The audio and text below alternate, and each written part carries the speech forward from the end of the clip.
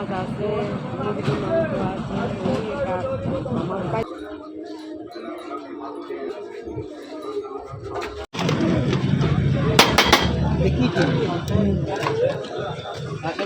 কালকে আমরা সারাদিন কি করলাম, আমরা একটা জায়গায় বের হব। তো বের হওয়ার আগে কয়েকটা লাউ শাক কেটে নিচ্ছি, কারণ ভগবানের কৃপা আমাদের অনেক সুন্দর একটা লাউ গাছ হয়েছে। তো এখান থেকে প্রতিবেশীদেরকেও মাঝে মধ্যে দিই, আজকে একটা ফ্যামিলিকে দিব।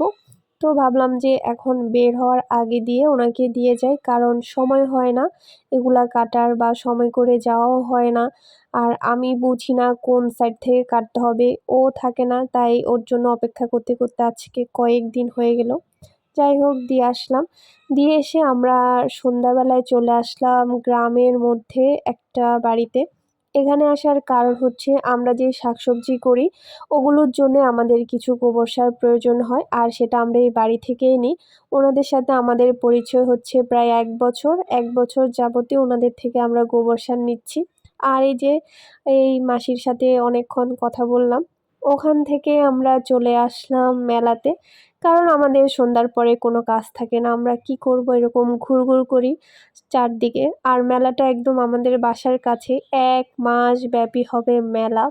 তো আমি এই পর্যন্ত মনে হয় 4 বার চলে আসছি, আর এসে টুকটাক জিনিস নিয়ে যাচ্ছি বাসার জন্য। যদিও আমার ভাই রে ভাই শুধু ঘর সাজানোর জিনিসই পছন্দ হয়, আর আমার যেসব জিনিস পছন্দ হয় ওই সাইড দিয়ে আমার জামাই যেতে চায় না।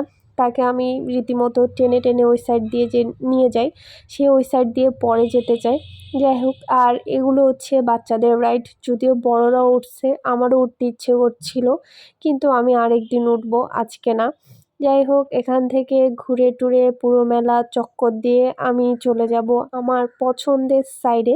সে যেতে চাচ্ছিল না, সে আমাকে টানতেছিল অন্য সাইডে। ও টানতেছিল না, ও চিতই পিঠা খুঁজতেছিল। পুরো মেলার মধ্যে কোনো চিতই পিঠা ছিল না। তো ভাবলাম যে না, তাকে চিতই পিঠা খাওয়াতেই হবে। আর এই যে এটা হচ্ছে আমার পছন্দের সাইড, এই জায়গাটা আসলে তো আমার আর যেতে ইচ্ছে করে না, আমার এখানেই দাঁড়িয়ে থাকতে ইচ্ছে করে। কিছু না কিনলেও আমার এটাই দেখতে ইচ্ছে করে। তো পুরো মেলায় যেহেতু চিতই পিঠা পেলাম না, তাকে নিয়ে আসলাম বাজারে। সে এখান থেকে চিতই পিঠা খাবে।